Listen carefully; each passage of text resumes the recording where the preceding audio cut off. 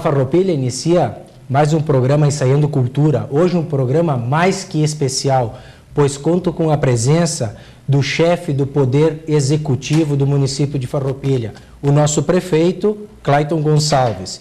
Seja muito bem-vindo. Foi uma grande satisfação para mim, Alexandre Broilo, para a TV Farroupilha, ter a aceitação do prefeito em exercício para essa conversa, né? Porque o intuito desse programa de hoje não foge do intuito de todos os programas que eu venho realizando e que a televisão, a TV Farroupilha, também pôs como objetivo para essa nova etapa da TV, que é o esclarecimento, que é a criação de uma informação fornecedora que propicie a concórdia, o entendimento, o esclarecimento e o crescimento de quem nos assiste e, por consequência, do município de Farroupilha. Então, mais uma vez, obrigado pela presença, prefeito. Tá? É uma satisfação e uma honra tê-lo aqui conosco, pois hoje tu és a pessoa que administra os recursos e os serviços do município de Farroupilha. Uma responsabilidade muito grande, um cargo que eu, Alexandre Broilo, cidadão farroupilhense, considero um cargo de altíssima nobreza e de altíssima honra, pois repercute as ações que tu tomas, as decisões que tu tomas, repercute na vida de todos nós cidadãos farroupilhenses. Então isso, acredito que extrapola além da função do médico, que é a sua profissão, né? Eu acho que ela tem uma relevância ainda maior.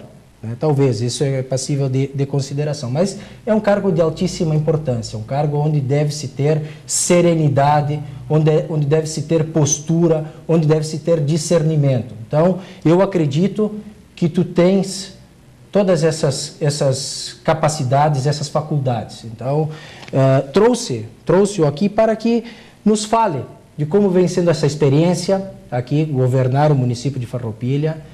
Quais são os desafios, os maiores desafios que tu tens encontrado aqui? Então, eu tenho mais várias perguntas para te fazer ao longo do programa, mas primeiramente eu gostaria que tu se apresentasse quais estão sendo as tuas sensações como mandatário do município de Farroupilha. Boa noite, Alexandre.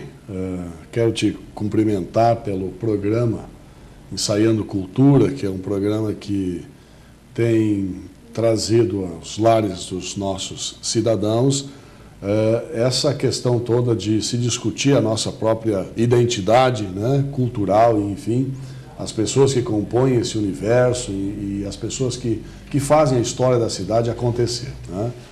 Quero te cumprimentar porque estamos aí próximo do teu aniversário de 38 anos, né?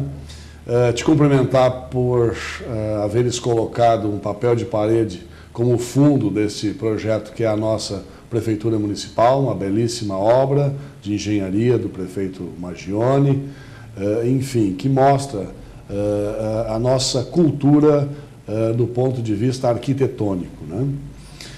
Eu estou muito feliz aí com a condição de ser prefeito da cidade. Eu tenho uma história de médico na cidade, mas esta é uma experiência diferente. E eu tenho falado a quem encontro que eu não vim para o poder público fazer do poder público uma experiência ou um piloto, né, como se fora um filme da minha vida, mas eu vim muito além disso, não pela prática política, mas pela prática da gestão qualificada de contemplação das necessidades comunitárias.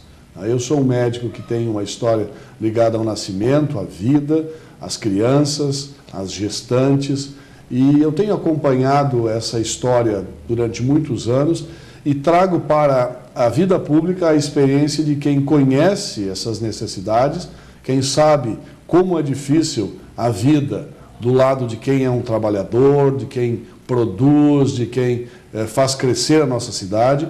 E eu sou o resultado, Alexandre, desse movimento de angústia que hoje está plantado nas ruas, né? Eu sou essa figura que nasce desse movimento de angústia, de preocupação, não para se tornar um rei, mas para se tornar alguém que pode contemplar a sua comunidade através do trabalho honesto, do trabalho de alcance das condições de boa vida, de bom entendimento, de crescimento, de renovação. Eu tenho trabalhado muito nesses primeiros meses junto com a minha equipe, que é uma excelente equipe de trabalho, e nós temos conseguido trazer à comunidade de Farroupilha um trabalho profícuo, temos conseguido produzir muito, né? E isso me deixa tranquilo, pelo menos para dormir à noite em paz, né? Um trabalho honesto, um trabalho seguro, né? Um trabalho não de contemplação apenas das questões públicas, mas de construção. E isso faz, Alexandre, com que tenhamos, junto com a comunidade de Farroupilha, estabelecida uma parceria de crescimento e renovação. E isso me agrada muito e me deixa tranquilo em relação ao fato de hoje estar aqui pela gestão e não pelas construções políticas, pelo governo e não pela apreciação única partidária, mas sim por aproveitar todas aquelas boas pessoas da nossa comunidade em favor do crescimento da própria comunidade. Tá, muito bem. Concordo plenamente com essa visão. Acredito que a política deve ser feita com essa ótica, né, de servir. Nós, os políticos, os nossos administradores estão aqui para servir a comunidade. Então, eu acho que está correto, eu acho que está dentro da nova ordem, da nova reestruturação da política, que é o que estamos vendo já nos movimentos que saíram agora, mas isso já vinha acontecendo há muito tempo, né? Essas manifestações públicas dos cidadãos saindo para a rua, na verdade, ela culminou há um mês atrás, mas isso já vinha acontecendo, porque sabe-se que o meio político, infelizmente, ele foi muito deturpado. Acabaram com o conceito real da política, que é de servir aos cidadãos, e é uma participação também dos cidadãos com a própria execução da política.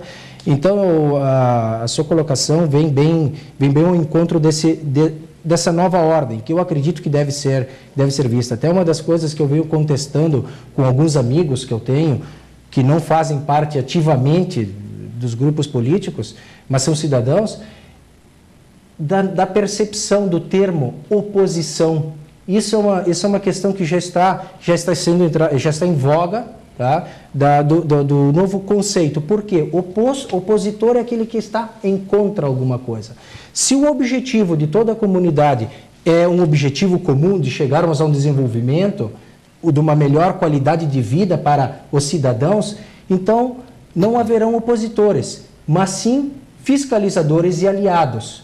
Então, eu gostaria de saber também qual é que é a tua percepção como agora partícipe direto desse mecanismo já viciado, né, nessas linhas de poder, né, de política como meio de poder, meio de comando, e estando com essa nova percepção de ter a política, então, como um mecanismo de servir. Como está sendo essa transição? Os opositores, eles estão tomando uma decisão para estarem contra ou para serem aliados e sim colaborarem com críticas construtivas? Na verdade, o governo deve nascer da inconformidade e não da acomodação política. Isso é uma ideia que nós temos muito claro.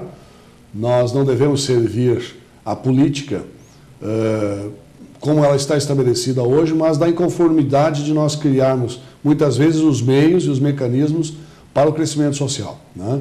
Então, dito isso, nós temos hoje estabelecido governos, que são governos que eventualmente servem ao fisiologismo político, da contemplação partidária, do envolvimento partidário, do programa partidário, do pragmatismo, né, do partidarismo, e muitas vezes isso torna o político um profissional da política. É o que nós estamos vendo em grande parte no nosso país hoje, né? E esse é aquele político que ele desenvolve a expertise política. E agora eu vou explicar o que é expertise política. A expertise que falo é a expertise com X, né? E se nós formos colocar no papel experto é aquele político que serve a política fisiológica, mas que é o experto com X, quer dizer que ele já esteve perto, mas uma vez que não está dentro, está divorciado do processo, ele não continua construindo, trabalhando, enfim, fazendo aquele papel de agente social solidário, destinado muitas vezes pelo próprio voto, né? Mas, enfim, o expert é aquele que, em terminada a sua gestão, ele se afasta, ele não fala, ele não constrói, ele não conduz, ele não senta com o novo governo e diz, olha, o bom caminho é esse, o ato honesto é esse, o ato de construir é esse. Então ele se afasta porque ele, na verdade, não tem um comprometimento com o crescimento social, mas com o fisiologismo político. Esse é o experto. Que esteve perto, mas está divorciado disso tudo. Então nós achamos que esse é um tipo de política que já não cabe mais no Brasil e as ruas estão dizendo isso. As bandeiras divorciadas de partidos, mas as bandeiras na rua, os gritos na rua, a inconformidade, as greves de um modo geral, elas estão dizendo isso, que nós precisamos ter um novo caminho de governança, um caminho de aproximação com a comunidade, com os seus problemas, com as suas questões. De aliados. Aliados. Trabalhar juntos. Não contrários, né? Exatamente. Uma das coisas que eu costumo dizer também, e agora eu quero ouvir a tua opinião, que a primeira bandeira a ser levantada é a bandeira do município. A primeira, independente de outras bandeiras que defendamos, mas a primeira bandeira que deve ser hasteada é a bandeira do município. E logo depois a bandeira A, C, D ou E de determinados partidos. Qual é a tua opinião a respeito disso? Não tenha dúvida, a bandeira do município ela é maior do que qualquer programa pessoal, né? Um município como o nosso, que é um município hoje rico, e não é rico por acaso, ele é rico pelo trabalho, pelo envolvimento, ele precisa contemplar no seu projeto as questões sociais que são pertinentes a essa riqueza. Nós temos que dar escolas aos filhos dos trabalhadores, nós temos que oferecer escola de educação infantil para que as mães possam trabalhar e manter os recursos da família em crescimento. Nós precisamos oferecer saúde, né, para que as pessoas tenham, na verdade, a confiança e a condição de um trabalho dentro de um projeto de vida adequado. Nós precisamos oferecer obras de infraestrutura para que a comunidade tenha mobilidade urbana garantida, que tenha, na verdade, a condição de ir e vir em paz, né?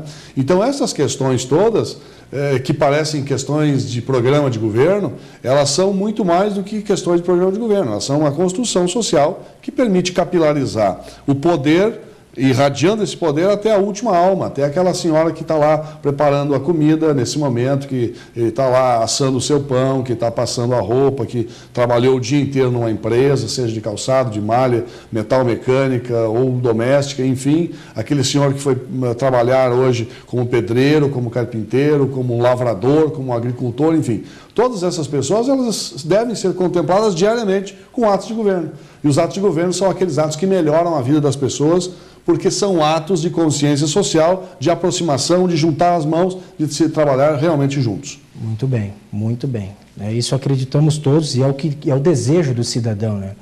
Sabemos que, para que isso aconteça, né, infelizmente, esse conceito, ele até então, ele vem sendo, por sua maior parte, um conceito teórico e pouco prático. Correto. Né? Então, ele acaba sendo até estigmatizado como um conceito de campanha política. Certo. Mas não um conceito de prática política, infelizmente. Okay. Tá? É verdade.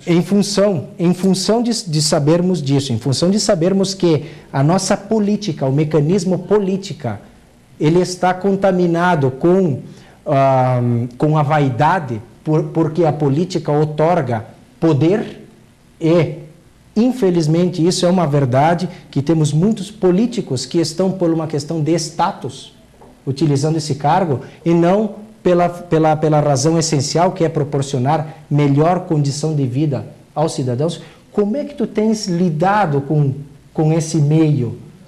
Tu tens percebido isso?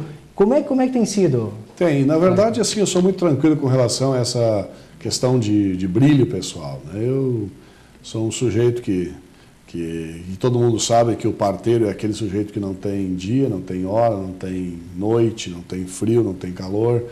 aquele sujeito que vai para a mesa de parto com a mãe em gritos, em prantos, e que essa mãe lá vai depender do trabalho dele. Enfim, eu sempre achei esse meu trabalho como um trabalho importante, né, para a manutenção da vida, porque ele faz parte desse processo todo, né? Mas assim, quase que um ato de sacerdócio, né? Aquele ato de estar do lado, não só pela questão de ter prestado um juramento como médico, mas de estar do lado naquele momento, né? Independente se essa mãe tinha dente ou não tinha dente, se ela tinha, na verdade, tomado banho ou não tinha tomado banho, se ela tinha feito depilação ou não tinha feito depilação, enfim, isso são questões menores, mas o fato de nós aprendermos esse caminho de estar lá, suando com quem sua, chorando com quem chora, rindo com quem ri, nos permite hoje dizer que o fato de estarmos dirigindo a sociedade não é para que o prefeito cresça, não é para que ele apareça, não é para que ele se torne um superstar, mas é para que ele possa dizer para aquelas pessoas com quem ele esteve nos momentos de dificuldade que agora as ações deles serão ações de transformar a vida delas por atos de governo que permitam uma democracia de repartir essa riqueza que todos nós produzimos. Distribuição. Distribuição, tá. exatamente isso. Que é o que fazem as grandes nações, né? A redistribuição para que haja uma homogeneidade, um equilíbrio. E pode até parecer assim um ato, olha, ele está sendo, né, na verdade, aliado dos menos favorecidos contra os mais favorecidos, não. Quando nós estamos repartindo o que nós produzimos, nós estamos oferecendo, por exemplo, segurança para quem tem mais poder. Exatamente. Nós estamos oferecendo qualidade de vida para quem tem mais poder, porque as crianças, uma vez educadas de forma mais equilibrada, serão parceiros para a construção de um novo amanhã. Exatamente. Tá? Então, tudo isso, na verdade, faz parte de um contexto, de um conjunto de situações que a política permite, se o sujeito realmente usar a política como um sacerdócio, possa possibilitar isso para a sua comunidade, para a sua sociedade. Muito bem. Bem, estamos nos aproximando então do nosso primeiro intervalo dos nossos apoiadores culturais. A continuação seguiremos com muitas perguntas interessantes e com essa excelente entrevista com o nosso chefe maior, o prefeito Clayton Gonçalves. Fique conosco.